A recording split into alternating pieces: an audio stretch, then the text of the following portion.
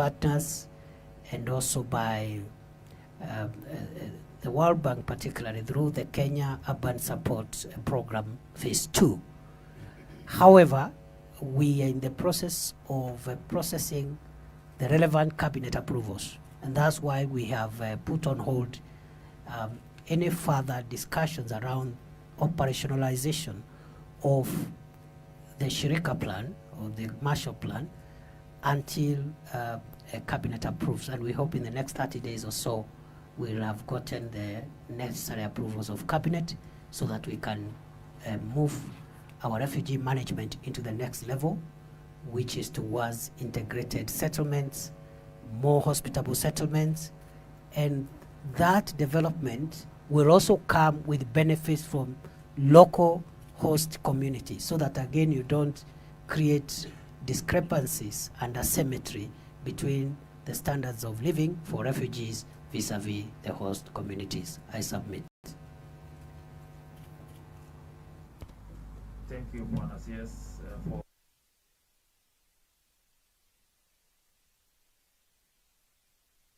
on the questions we've raised to you. Mine is just to open the floor for members of parliament to interrogate, follow-up with questions, suggestions, and comment. Before that, I will give chance used for speed, so that for surveillance and the likes, can the ministry put the synergies together so that we can have and it is not directed on need basis. Then when you are going to answer Nakuru, there is a roadblock. You know, I was even wondering what that this team. In fact, after you have our people are eagerly.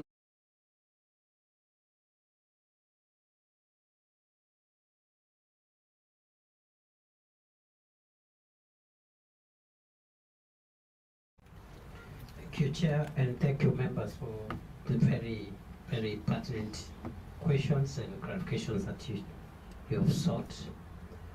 I'll try and respond to all of them as briefly as I can without omitting any necessary.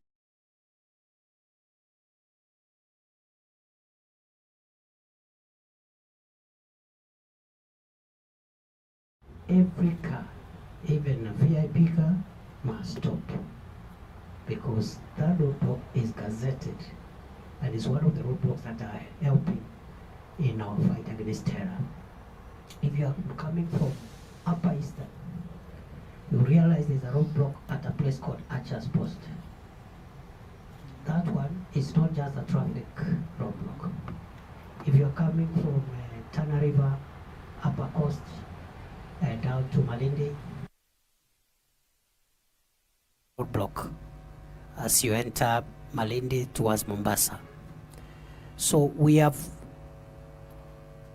a number of roadblocks that even with the removal of the ordinary traffic management roadblocks, we must still maintain them because of the fight against terror.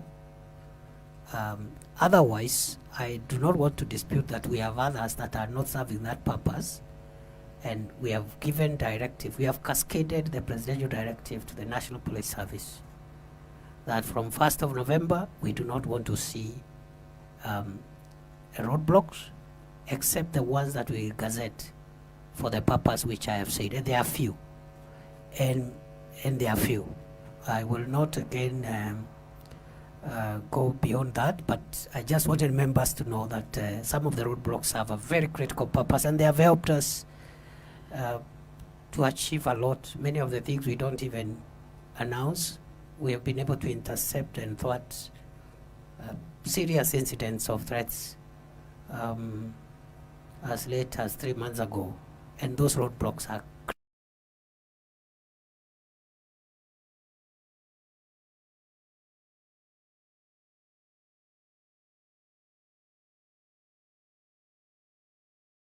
officers who are manning those roadblocks, so that they remain strict but very courteous. Yeah, they are very courteously.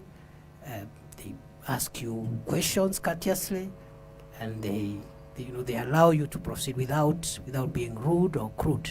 That is the area we are working on to improve on the software. And I think some of the roadblocks, the reports we've been getting, even from elected leaders, are very positive, that the officers are fairly courteous, especially for the specific roadblocks that I've mentioned. The second issue, Chair, was on the Marsabit issue. The whole country includes Marsabit, so we will treat everybody the same in this policy shift. Then the other issue was the cameras. I think Honorable Gitari is the one who raised the issue of cameras.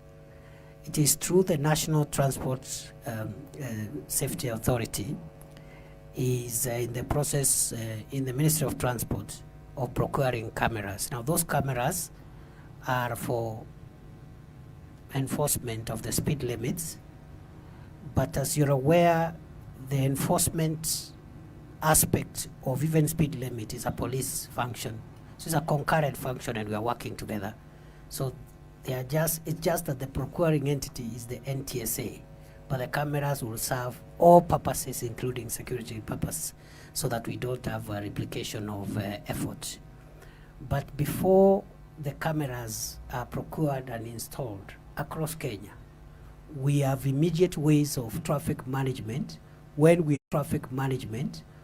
eliminate the roadblock.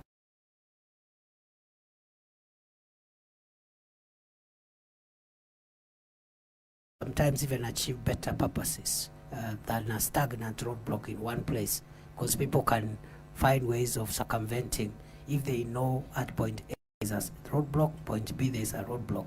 But when you have enough highway patrols by security agencies, it makes it very difficult for people to break the law, because they don't know at what point they may be overtaken by the surveillance.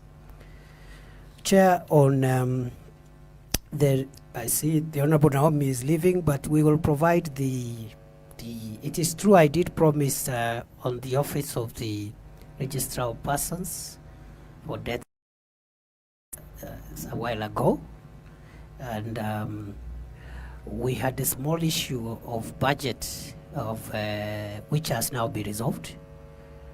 So thank you for reminding me, the Honorable Naomi.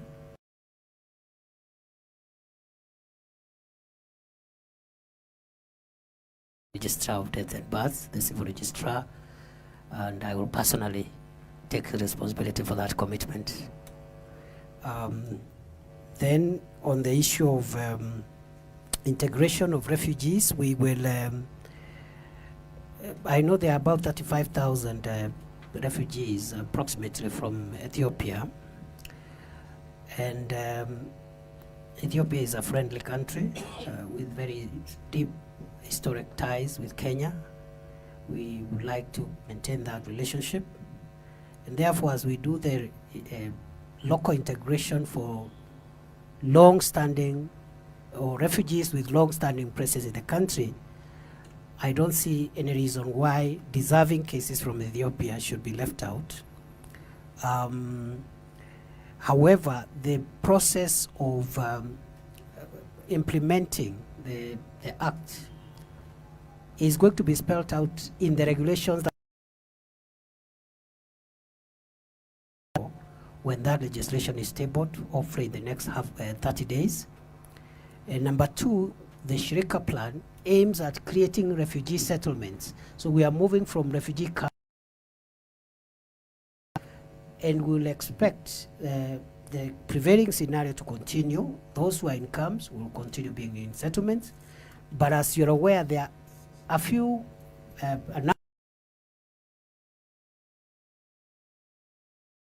some of them have jobs, some of them have businesses, and the law allows that. And I want to tie that to the other question which was asked on what is the spectrum. I think it's the member for Quisero, the bishop who I got interested when this bishop issue became, because we are dealing with some active cases. So, Chair, what is the scope of rights? The socio-economic benefits include access to education, access to healthcare, access to